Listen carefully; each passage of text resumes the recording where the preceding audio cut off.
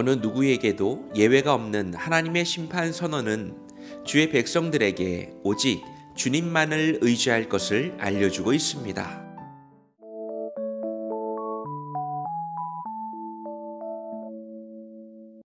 이사야 21장의 말씀은 해변 광야, 곧 바벨론에 대한 심판의 말씀입니다.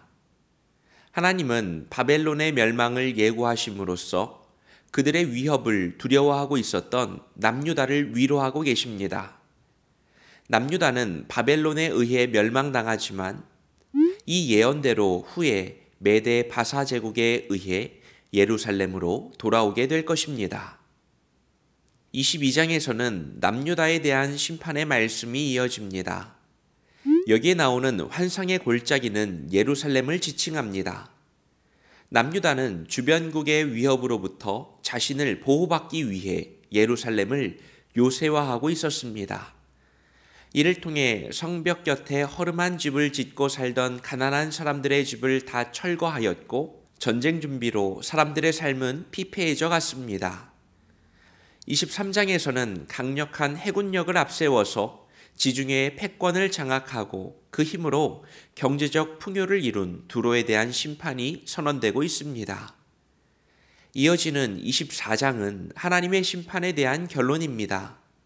하나님의 심판은 어느 누구에게도 예외가 없습니다. 하나님을 떠난 자들에게는 심판이 임하고 하나님께 돌아온 자들에게는 구원의 찬미가 울려 퍼질 것입니다. 또한 하나님은 온 세계 위에 당신의 영광을 나타내실 것입니다.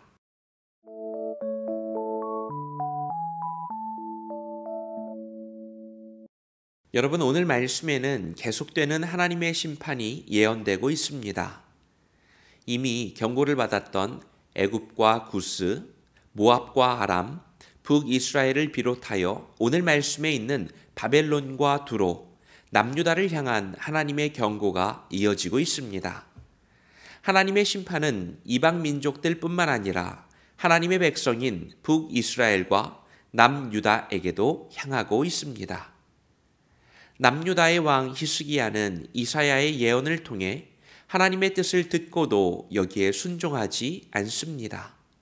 주께 회개함으로 나아갈 길을 맡기지 못하고 인간적인 방법으로 외세의 침략을 막으려 혈안이 되었기 때문입니다. 물론 국방을 튼튼히 하고자 하는 모든 노력 자체가 잘못된 것은 아닙니다. 그러나 하나님의 경영하심을 인정하지 않고 급박한 상황에 매몰되어 당장의 자구책만을 간구하는 모습이 문제였던 것입니다. 여러분, 하나님의 주권과 통치하심을 인정한다는 것은 자신의 방법을 내려놓는 것으로부터 출발합니다. 조급한 마음을 바꾸어 주님의 뜻에 집중하는 사고의 전환이 필요합니다.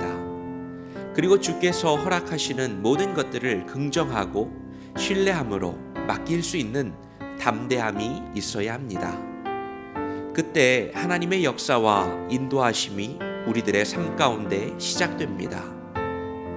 우리의 삶에 주님의 통치와 보호하심이 임하기를 기도하게 됩니다. 삶의 문제 가운데 허둥지둥 방황하는 모습이 아니라 모든 것을 주께 맡기며 담대하게 나아가기 원합니다. 삶의 심판자시요 구원자이신 주님을 온전히 신뢰하게 하옵소서. 예수님의 이름으로 기도합니다. 아멘.